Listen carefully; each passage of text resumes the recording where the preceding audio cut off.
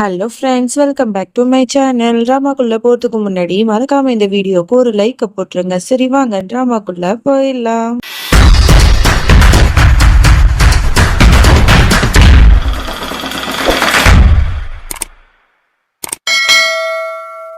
Starting சீன்ல சீமாவை தான் காட்டுறாங்க. அவளுக்கு நைட்லாம் தூக்கமே வரமாட்டுது. வர வர பிரேம் ஏன் நம்ம கிட்ட பொய் சொல்றாரு அப்படின்னு சொல்லிட்டு ரொம்ப யோசிச்சு மனசை போட்டு குழப்பிட்டு இருக்கா.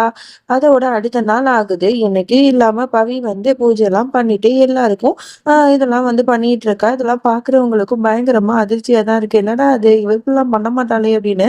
காரணம் என்னன்னா, அவங்க வீட்டு சாவியை வந்து கொடுத்துருப்பாங்கல்ல. ஸோ அதனாலதான் இப்ப நல்ல மருமக மாதிரி நடிச்சிட்டு இருப்பா.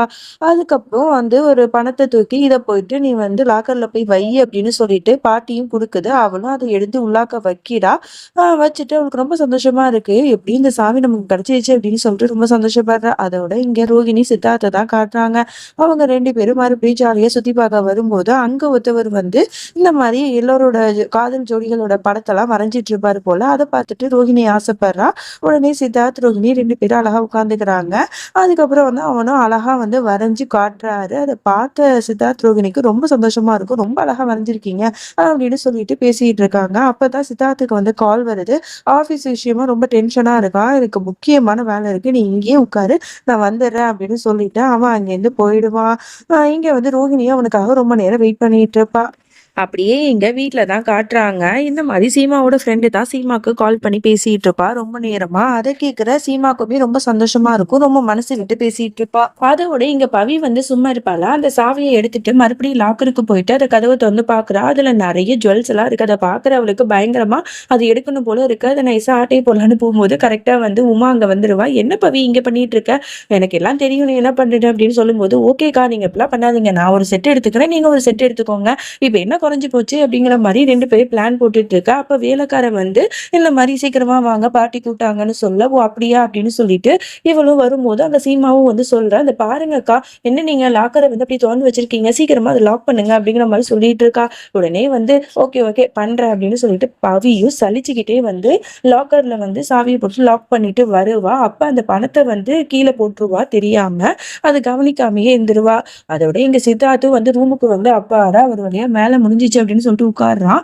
அப்பதான் அவனுக்கு ஞாபகம் வருது, ஐயோ நம்ம ரோஹிணிட்ட வந்து அங்கேயே உட்கார்ந்து சொல்லிட்டு வந்தோமே, நம்ம அந்த மறந்தே போயிட்டோம்ல அப்படின்னு சொல்லிட்டு வேகமா ஓடி போயிட்டு ரோஹிணியை பார்க்க போறான். எங்க பார்த்தாலும் தேடிட்டு இருக்கான். அங்க ரோஹிணி உட்கார்ந்துருக்கான். உடனே வந்து சாரி ரோஹிணி அப்படின்னு சொல்லுவான். உடனே இவ கோச்சுக்கிட்டு அப்படியே போயிடுவா. அப்புறம் நிறைய ஃபிளவர்ஸ் எல்லாம் வாங்கிட்டு போயிட்டு அங்க நிறைய பேர் உட்கார்ந்து இருப்பாங்க. அவங்க கிட்ட எல்லாம் கொடுத்து ரோஹிணி கையில கொடுக்க சொல்றா. ரோஹிணி பாக்குறா. அவளுக்கு கோவமா தான் வருது. அதுக்கப்புறம் அவகிட்ட போய் சாரி கேட்கிறா. அப்ப அவ கத்துறா, எதுக்கு இப்படி பண்ணீங்க, இந்த வெயில்ல உங்களுக்காக எவ்வளவு நேரம் வெயிட் பண்ண தெரியுமா அப்படின்னு சொல்லிட்டு, சாரிமா அப்படின்னு சொல்லிட்டு அவளை சமாதானப்படுத்திட்டு இருக்கா. இங்க வீட்டுல காட்டுறாங்க. பாட்டி வந்து அந்த பணத்தை எடுத்துட்டு வா அப்படிங்கிற மாதிரி சொல்லுது. உடனே பாவியும் வந்து லாக்கர்ல போய் பாக்குறா. பார்த்தா பணத்தை காணோம். ஐயோ எங்க போனுச்சுன்னு தெரியலையே, இப்ப பாட்டி திட்டுவாங்களேன்னு சொல்லிட்டு தலை குனிஞ்சிட்டு, பாட்டி அதை காணோம் பாட்டி அப்படிங்கிற மாதிரி சொல்லுவா. உடனே அவங்க கண்ணா பின்னான்னு திட்டிட்டு இருப்பாங்க. அப்ப வந்து மனோரஞ்சனி வந்து நான் வச்சிருக்கேன் அப்படின்னு சொல்லிட்டு எடுத்துட்டு வந்து கொடுப்பா. இந்த பாத்தீங்களா, இவனை நம்பி இதை கொடுத்தீங்க, இவன் வந்து இதை கேர்லெஸ்ஸா கீழே போட்டு வச்சிருந்தா, நான் தான் எடுத்துட்டு வந்தேன், இந்த மாதிரி இந்த சாவியை நீங்க இவள்கிட்டயா கொடுக்க போறீங்க அப்படிங்கிற மாதிரி ஏத்தி விட, உடனே வந்து பாட்டிக்கு செமையா கடுப்பாக்கி, இதுக்கப்புறம் இந்த சாவி வந்து உன் கையில இருக்க தகுதியே இல்லை, அதனால அதை எடுத்து நீ சீமா கையிலேயே கொடுத்துரு அப்படிங்கிற மாதிரி சொல்ல, அவளும் சீமா கையில கொடுத்துடுறா. அங்க சுத்தி இங்க சுத்தி கடைசியில சாவி வந்து சீமா கையிலேயே வந்துருது. எனக்கு தெரியும் சீமா, நீ வந்து இந்த சாவியை வந்து உன் கையில இருந்தா தான் அது பொறுப்பா இருக்கணும்னு சொல்லிட்டு, அதனாலதான் கடவுளே வந்து உன் கையில திரும்பவும் கொடுக்க வச்சுட்டாரு போல, இதை நீ பத்திரமா பாத்துக்கமா அப்படின்னு சொல்லிட்டு பாட்டியும் போயிடுது. இங்க சீமா வந்து அவளோட ஃப்ரெண்டை வந்து ரெஸ்டாரண்ட்ல மீட் பண்றதுக்கு வந்திருப்பா. ரெண்டு பேரும் பேசிட்டு இருப்பாங்க. அப்பதான் அவ ஃப்ரெண்டுக்காரி ஒரு அதிர்ச்சியான விஷயத்த சொல்றா. இந்த மாதிரி எனக்கே புருஷனுக்கும் செட் ஆகல, அதனால நான் வந்து அவருக்கு டிவோர்ஸ் கொடுக்க போறேன் அப்படின்னு சொல்றா. உடனே இதை கேட்ட சீமா வந்து பயங்கரமா ஷாக் ஆறா. என்னடி சொல்ற, உனக்கு என்ன பைத்தியமா, இப்பெல்லாம் பண்ணாத, உனக்கு என்ன ஏஜ் ஆகுது, இந்த காலகட்டத்துல போயிட்டு நீ இப்பெல்லாம் பண்ணனா எவ்வளவு பெரிய பிரச்சனையாகும் தெரியுமா, தனியா உன்னோட குழந்தைய வச்சுட்டு நீ வளர்க்க முடியுமா அப்படின்லாம் கேட்டா, நான் பாத்துக்கிறேன், நான் தனியாவே நான் பாத்துப்பேன், அவன் கூட என்னால நிம்மதியா இருக்க முடியாது அப்படின்னு சொல்லிட்டு இவ சொல்லிட்டு இருக்கா. இதெல்லாம் கேட்கும் போது சீமாக்குமே ரொம்ப கஷ்டமா தான் இருக்கும். அதுக்கப்புறம் வந்து ஃப்ரெண்டு கூட வந்து வெளில வந்து நிக்கிறா. அப்ப பார்த்தா பிரேமை பார்த்துட்டு உடனே அவளுக்கு பயங்கரமா ஷாக் ஆகுது. பிரேம் மாதிரி இருக்கே அப்படின்னு சொல்லிட்டு உடனே பிரேமுக்கு கால் பண்ணி, பிரேம் நீங்க எங்க இருக்கீங்க, உங்களை வந்து நான் ரெஸ்டாரண்ட்ல பார்த்தேனே அப்படிங்கிற மாதிரி சொன்ன உடனே அவன் பயந்துக்கிட்டே ஒளிஞ்சிக்கிட்டு பேசுறான்.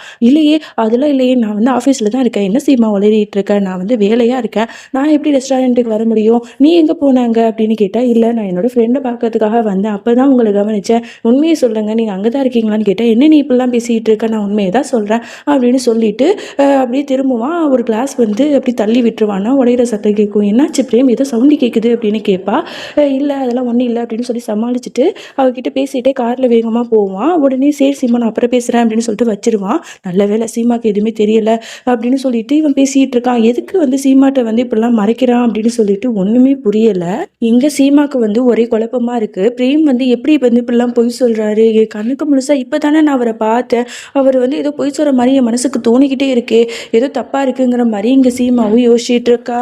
அதோட இங்கே ரோஹிணி சீதா அதெல்லாம் காட்டுறாங்க. 2 பேரும் ரூமுக்கு வருவாங்க. அங்கே பார்த்தா ஒரு இன்விடேஷன் மாதிரி இருக்குது. அதை ஓப்பன் பண்ணி பார்த்த உடனே அதில் கேண்டில் லைட் டின்னர் மாதிரி ஒரு ரெஸ்டாரண்ட்டில் வந்து புக் பண்ணியிருப்பான் போல சித்தார்த். இதை பார்த்துட்டு ரோஹிணி ரொம்பவே சந்தோஷப்படுவா. என்ன சொல்கிறீங்க, இப்படிலாம் நீங்கள் வந்து பண்ணுவீங்களா, உங்களுக்கு ரொமான்டிக்கெல்லாம் இருக்க தெரியுமா என்ன அப்படின்னு கேட்டால், இந்த பாருமா எனக்கு எல்லாம் தெரியும், நீ வந்து அந்த அளவுக்கு வந்து என் கூட கலந்துடல, அதனால தான் நானும் வந்து பெருசாக கண்டுக்காமல் விட்டுட்டேன் அப்படிங்கிற மாதிரிலாம் சொல்லுவான். ஓகே அதுக்கு முன்னாடி நம்ம 2 பேரும் ஜாலியாக விளையாடலாமா அப்படின்னு சொல்லிட்டு 2 பேரும் ஐ கான்டாக்டில் பார்த்துக்கிறது, அப்புறம் வந்து நிறைய கேம்ஸ்லாம் வந்து மாற்றி மாற்றி விளையாடி ஜாலியாக வந்து என்ஜாய் பண்ணிகிட்டு இருக்காங்க.